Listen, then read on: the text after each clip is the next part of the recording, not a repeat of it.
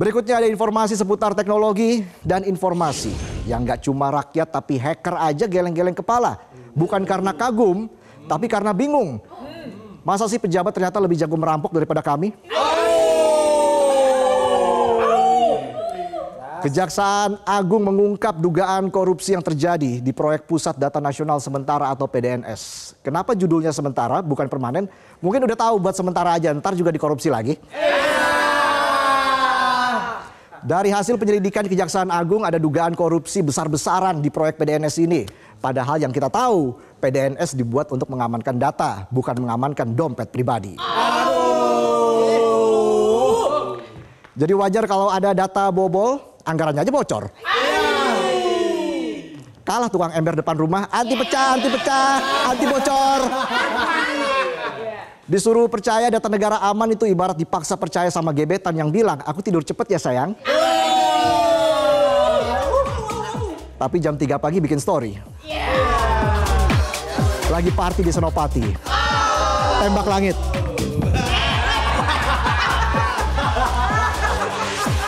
Akibatnya tahun 2024 Indonesia diserang ransomware besar-besaran, sistem pemerintahan lumpuh, data masyarakat bocor, dan layanan publik terganggu.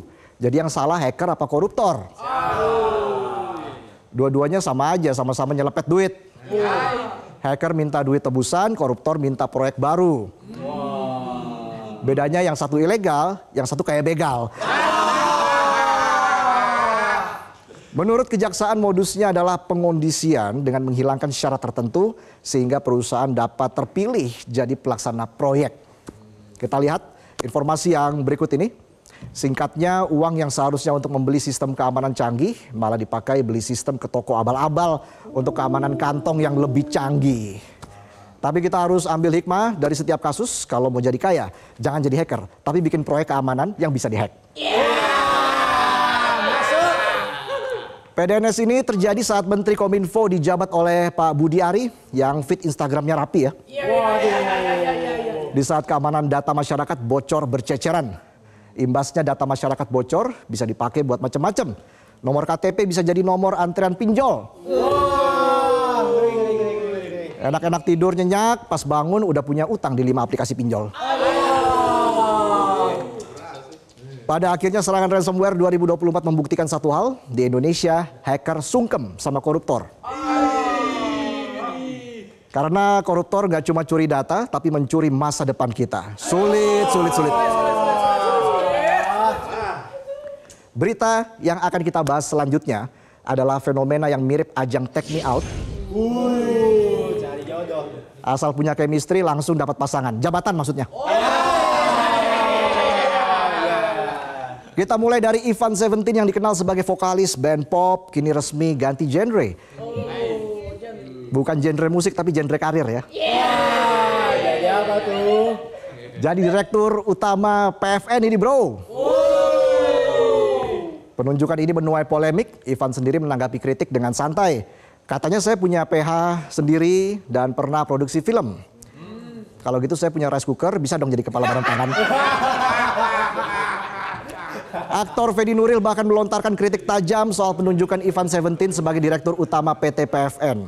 Bintang film Ayat-Ayat Cinta itu membandingkan pengangkatan tersebut dengan janji meritokrasi yang sebelumnya disampaikan oleh Presiden Prabowo Subianto. Kita lihat informasinya bersama berikut ini.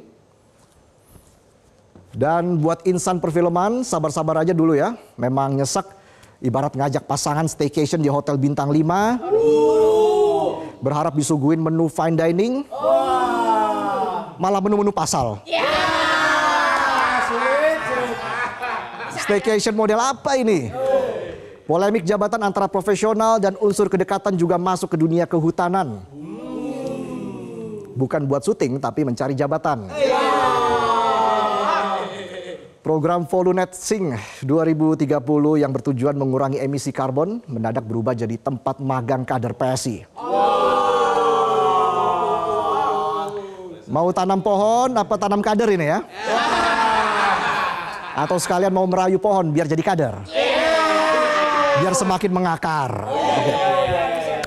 Menteri Kehutanan Raja Juli Antoni yang juga Sekjen PSI bilang kader-kader itu direkrut karena kompetensi. Kompetensi apa? Posisi ini seharusnya diisi profesional yang paham lingkungan, bukan kawan satu lingkungan. Selanjutnya mari kita bicara soal loncatan karir paling fantastis tahun ini. Dari ajudan langsung meroket jadi sekretaris kabinet dan dapat kenaikan pangkat jadi letnan kolonel. Lompatan yang sangat tinggi, Super Mario minder lihatnya ini.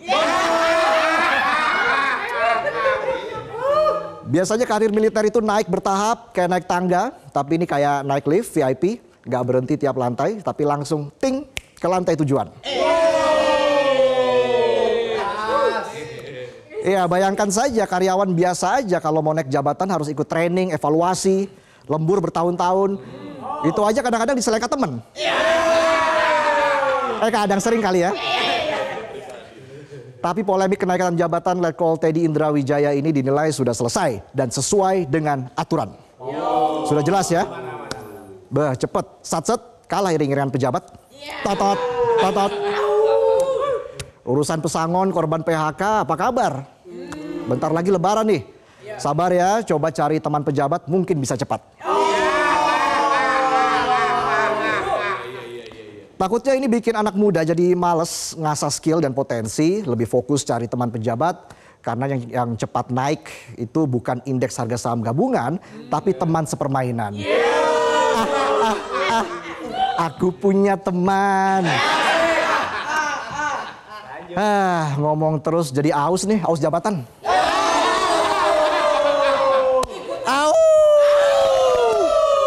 Itulah sajian pembuka kami di Midnight Live. Kami akan kembali dengan tamu spesial. Siapa dia? Dia siapa?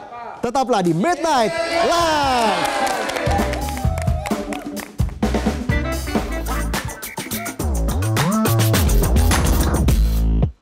Jelajahi cara baru mendapatkan informasi. Download Metro TV Extend sekarang.